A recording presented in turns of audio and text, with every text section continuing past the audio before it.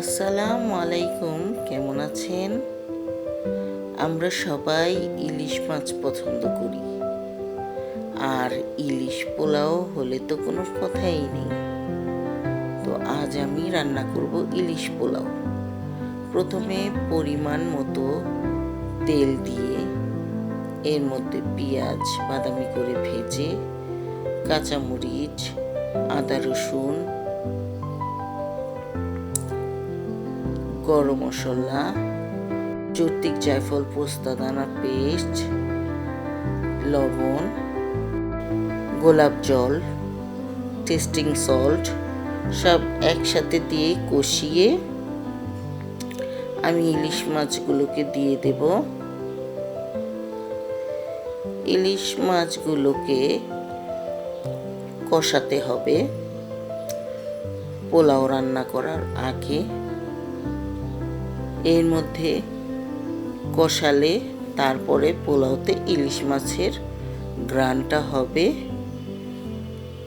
তা না হলে স্বাদ হবে না। তো আমি ইলিশ মাছগুলোকে কষিয়ে তুলে এর মধ্যে চাউল দিয়ে হালকা একটু ভেজে তারপরে পরিমাণ মতো পানি দিয়ে দেব।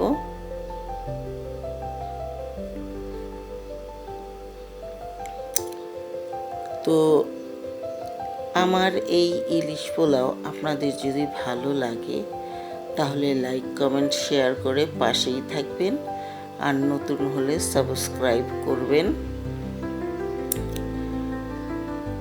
এখন আমি পানি দিয়ে দিচ্ছি। পানি দিয়ে নেড়ে চেড়ে একটু জমে আসলে আমি দমে দিয়ে দেব। পোলাওটা দম হওয়ার পরে সম্পূর্ণ যখন হয়ে যাবে তখন আমি ইলিশ মাছগুলোকে বিছিয়ে দেব। আর আমার ছিল মাঝারি সাইজের ইলিশ, মাথা আর লেজ কাটা বেশি হয়, তাই আমি মাথা লেজ সহ কয়েক পিস ভেজে নিয়েছি।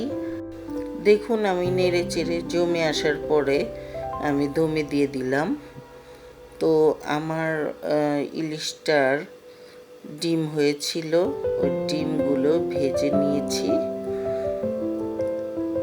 এখন আমি এই ইলিশগুলো বিছিয়ে দিলাম।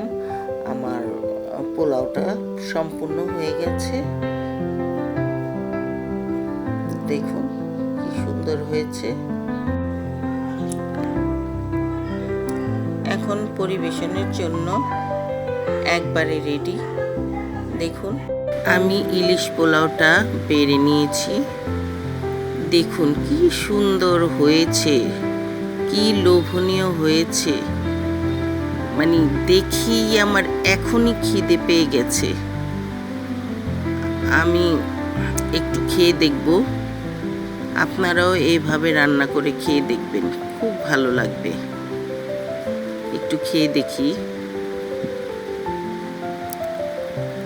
আসলে আমরা বাঙালি ইলিশ মাছের ভক্ত। খাবারের সময় ইলিশ হলে তো আর কথাই নেই। অনেক মজা হয়েছে, অনেক মজা। আপনারাও রান্না করে খেয়ে দেখবেন, খুব ভালো লাগবে। আজ এই পর্যন্তই। খোদা হাফেজ।